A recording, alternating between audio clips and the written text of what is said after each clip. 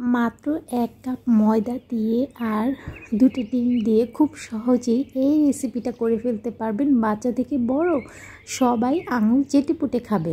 বিসমিল্লাহির রহমানির রহিম। Hello everyone, আসসালামু আলাইকুম। আমি এখানে একটা মিক্সিং বাটিতে রুম টেম্পারেচারে রাখা 2টা ডিম নিয়েছি। অবশ্যই ফ্রিজ থেকে আধা ঘন্টা আগে নামিয়ে রাখবেন। তারপর ডিমটা খুব ভালোভাবে হ্যান্ড উইক্স দিয়ে মিক্স করে নিচ্ছি। কোনো বিটারের ঝামেলা ছাড়া খুব সহজে এটা আপনারা করে ফেলতে পারবেন। 1/3 কাপ চিনি দিয়ে দিচ্ছি। আপনারা চাইলে কাঁটা চামচ দিয়ে এই কাজটা করে ফেলতে পারবেন। আর 1 টেবিল চামচ আমি নিয়েছি ভ্যানিলা এসেন্স। সবগুলো উপকরণ খুব ভালোভাবে মিক্স করা পর্যন্ত আমি অপেক্ষা করব। আর ডিম আর চিনির সাথে খুব ভালোভাবে মিক্স করা হয়ে গেলে আমি দিয়ে দিচ্ছি এখানে 1/4 কাপ রান্নার রেগুলার তেল। তারপর তেলটাও আমি খুব ভালোভাবে ডিম চিনির মিশ্রণের সাথে মিক্স করে নিচ্ছি। এই যে মিক্স করা হয়ে গিয়েছে, এটা একদম ফোম করা লাগবে না। এখন লাগবে আমার ময়দা। এখানে আমি 1 কাপ ময়দা নিয়েছি, 1/3 কাপ কোকো পাউডার নিয়েছি, আর দিয়ে দিচ্ছি আমি এখানে বেকিং পাউডার 1 চা চামচ বেকিং পাউডার, আর 1 চিমটি বেকিং সোডা, আর 1/2 চা চামচ লবণ দিয়ে দিচ্ছি। এখন এই শুকনো উপকরণগুলো একটু চেলে তারপর আমি ডিমের মিশ্রণের সাথে মিক্স করে নিব।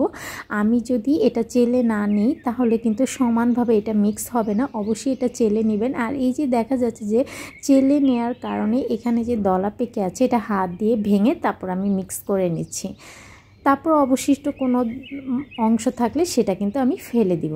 এই যে আমার চেলে নেওয়া হয়ে গিয়েছে। এখন আমি এটা হ্যান্ড উইক্স দিয়ে মিক্স করে নিব। খুব ভালোভাবে মিক্স করে নিচ্ছি। আমি কিন্তু এটা হাত দিয়ে মিক্স করছি না, হাতে তাহলে অনেকটা লেগে যাবে। তাই আমি আপনারা চাইলে স্প্যাচুলা দিয়েও মিক্স করে নিতে পারেন। আর এটা কিন্তু লিকুইড হবে না, এটা কিন্তু এটা যখন আমি রেস্টে রেখে দিব এটা কিন্তু আরেকটু শক্ত হয়ে যাবে। পুরো মিশ্রণটা কিন্তু নাস্তার আমার রেডি করা হয়ে গিয়েছে। এই যে, আর এই পর্যায়ে আপনার হাতে একটু তেল মেখে নিয়ে তারপরেও এই কাজটা করতে পারেন। এটা কোনো বেশি সময় নিয়ে মাখামাখির দরকার নেই। জাস্ট একটু মিক্স করে আধা ঘন্টা থেকে 1 ঘন্টা সময় এটা রেস্টে রেখে দিবেন। আমি কিন্তু 1 ঘন্টা পর ফিরে এলাম। এখন আমি হাতে একটু তেল মেখে নিয়েছি, তারপর ছোট ছোট বলের মতো করে নিচ্ছি। এই যে আপনারা দেখি কিন্তু বুঝতে পারছেন এটা কিন্তু খুবই স্টিকি ছিল, এখন কিন্তু আর তেমন স্টিকি নেই।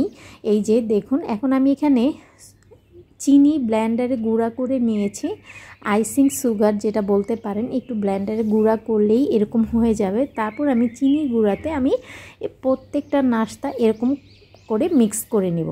তারপর আমি এখানে একটা কাপ কেকের মোল্ড নিয়েছি। আর এখানে আমি কেকের মোল্ডের মধ্যে সবগুলো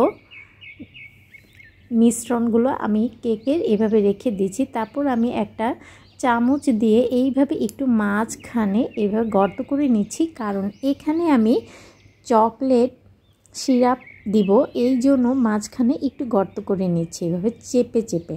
তারপর এটা আমি বেক করব। আপনারা চাইলে ওভেনেও বেক করতে পারেন, আমি চুলায় করব।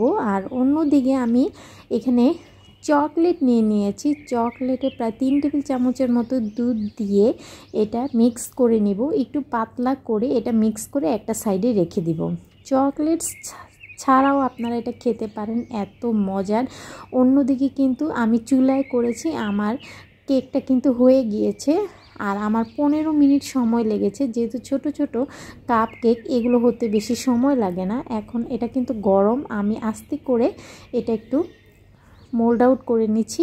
এই যে আপনি দেখি বুঝতে পারছেন এটা দেখতে যত লোভনীয় হয়েছে, খেতে কিন্তু খুবই মজার। এখন আমি মাঝখানে যে কাজটা করব, আবার আমি চামচ দিয়ে একটু চেপে চেপে গর্ত করে এই মাঝ বরাবর কিন্তু আমি যে চকলেট সিরাপটা, আমি চকলেটটা গোল মেল্ট করে নিয়েছিলাম, চকলেট দিয়ে দিব। তারপর এটা পরিবেশন করব। বাচ্চারা কিন্তু চকলেট খেতে খুবই পছন্দ করে। এইভাবে করে খুব সহজেই বিটার ছাড়া আপনারা এরকম এই নাস্তাটা করে ফেলতে পারবেন এবং বাচ্চার টিফিনেও দিতে পারেন ঝটপট। বাচ্চারা কিন্তু এগুলো খেতে খুবই পছন্দ করে।